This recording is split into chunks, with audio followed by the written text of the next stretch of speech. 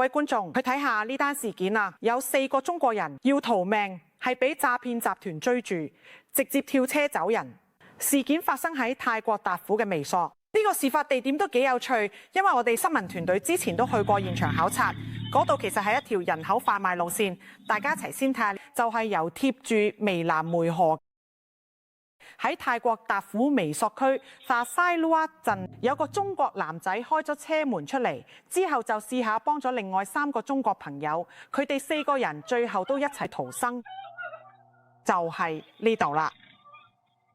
嗰架皮卡車就咁樣揸車走。呢件事發生喺3月9號夜晚9點23分。但係咧，正如我之前講咧，呢個位真係幾得意。如果你回帶翻去68年，即係舊年10月21號閉路電視影到嘅畫面，呢個係另一個角度，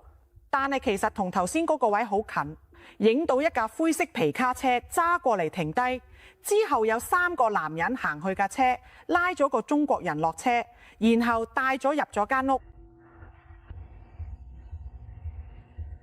等陣仲有多啲，全部都係同一個閉路電視影到嘅畫面啊！呢個見唔見到拉咗個中國人過嚟，將佢由車度拉出嚟，然後帶咗入咗屋企，就係同一個位。不過呢次係今年69年3月2號，見到有班人由大樓行出嚟，行去大門，再行去湄河，準備過河去緬甸嗰邊呢，慢慢咁行過去，其實都係附近嘅地方，但係唔同日子時間都唔同。我哋新聞團隊話，之前去過現場考察，呢度就係所謂人口販賣路線嘅詐騙集團 call center 集團，成日用呢條路。新聞隊佢哋早喺今年2月26號就已經去過現場，沿住湄伊河邊喺工廠後邊，我哋新聞隊收到消息話，人口販賣集團就係用呢條路線將呃返嚟嘅受害人送過嚟，安排咗佢哋泰國邊境嘅中轉站暫住喺附近，嗰啲屋都係參與人口販賣集團嘅，成4-5間咁多，會先喺泰國邊境喺屋企暫住，之後再送過湄伊河去緬甸，之後咧再轉交俾個詐騙集團啊 call centre 嗰啲人。我哋記者咧行翻入去舊工廠嗰頭都係荒廢呢個地方，附近咧都係冇排屋嘅格局，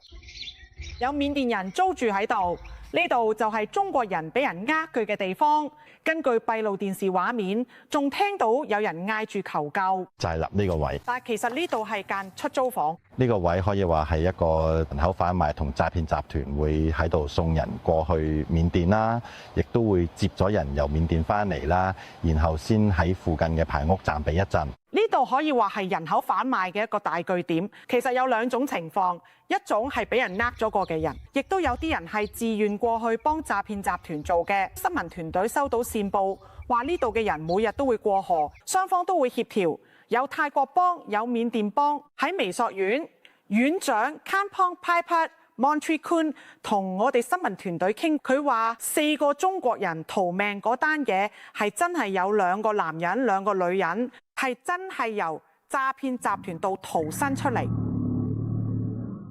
就係呢張相啦。事件發生嘅3月9號，2個女人2個男人，全部都係中國人。不過泰國官員已經喺微索縣記錄咗資料，之後安排咗搭旅遊巴返曼谷，已經聯絡咗大使館，安排咗返中國。至於案件方面，根據閉路電視畫面追蹤嗰架皮卡車，但係仲未揾到嗰架皮卡車。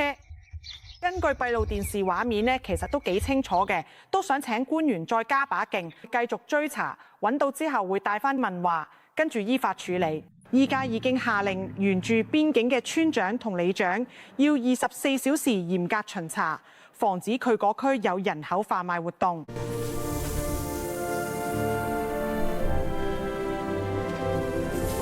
學生咧騎住摩托車翻屋企嗰陣，遇到個男子着住打扮咧都同輔警相似。輔警要求查看佢嘅證件，但佢咩都冇帶，所以確實要罰款5000泰銖。但係經過談判咧，係最終減少到3000啊。哦，但係最終咧呢個人並唔係警察，佢係個穿警服嘅保安，酷似警察。我哋睇下佢哋喺取款嘅時候嘅抓拍，係嘛？騎摩托車咧帶學生去自動取款機嗰個人咧，着住係咁嘅，左邊有槍，右邊亦都有槍，係佢偷偷拍嘅。佢嘅背面咧清晰咁印住警察兩個字。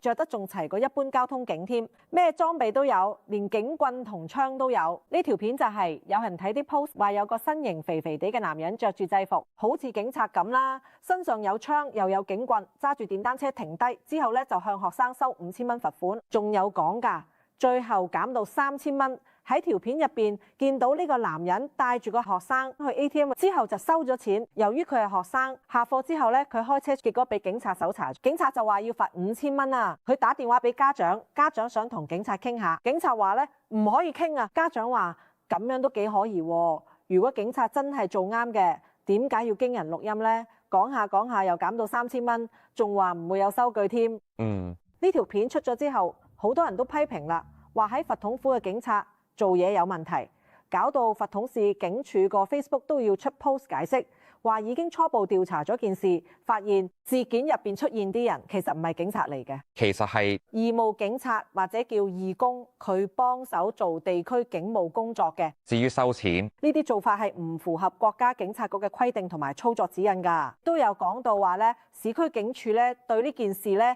絕對冇掉以輕心啦，已經加快查證事實，強調警務人員執行職務一定要公開透明，可以接受監督，最重要係要顧及市民嘅公義。最新消息就係市區警署嘅處長連同有關人員已經召見咗片段入邊嘅學生同埋義工，問佢哋有關事件嘅詳情。片中嗰位學生化名 A 先生咧就講返話，佢當時騎緊電單車就俾呢個男人截停查車，因為我架車成架都改裝過。所以佢就話要罰我5000蚊，不過嗰陣時我真係冇錢，打電話俾阿媽，之後同佢傾價，最後減到3000。後來件事上咗新聞，呢個男人就將所有錢都還翻俾我。呢位喺片入面着住似警察制服嘅男人就話，佢話自己係警察，佢話當時騎車翻去警崗途中，見到有學生違規，就叫佢停低檢查，發現佢違反咗交通條例，改裝咗架車同埋排氣喉好嘈，所以就話要罰大約3000蚊。但係最後佢話自己已經警告咗個後生仔，所以就將嘅錢全部退翻俾佢。個學生仔有咩問題啊？違反嘅交通法例，架車又嘈，我自己都唔係好熟交通規則嘅，所以就同個後生講，可能要罰3000或者4000蚊。要5000蚊咁多咩？點解咁貴啲啊？每次警察開罰單嘅時候呢，佢哋都會話俾你聽你做錯咗啲咩，然後俾你罰單，並且話罰款金額啦。警察唔會即場收錢，佢只會俾你張罰單。我哋要去警署交錢，要去政府部門交錢。而家可能有更新嘅，可以網上交罰款，但係原則上呢，我哋都係要睇住張罰單去警署交錢。就係咁。我有次喺財政部附近被抄牌得去好遠嘅地方，真係遠都得去交錢，但係警察現場唔收現金，因為必須要有清晰嘅證明文件，呢個係一項合法合理嘅調整。但係事實就係既冇文件，亦都冇許可證，乜都冇，佢哋卻仲喺度收錢，呢啲唔啱路喎。家長都話佢一開始打電話時咧就覺得有啲唔對路，因為對方話唔可以錄音。如果真係合法，點解唔可以錄音啊？而且收錢又冇文件冇收據。最後市區警署署長阿奇拉警監表示，喺調查過雙方當事人之後咧，決定對呢名學生僅處以口頭警告，並叫佢返去將電單車修理至符合法例，隨後就放佢離開。至於嗰名義務警察，目前已經下令將其撤職。喺對冒充警察敲詐勒索錢財嘅男子採取法律行動之前，請注意冒充警察實際上係犯罪行為。3000蚊應該都係出咗新聞之後先還返。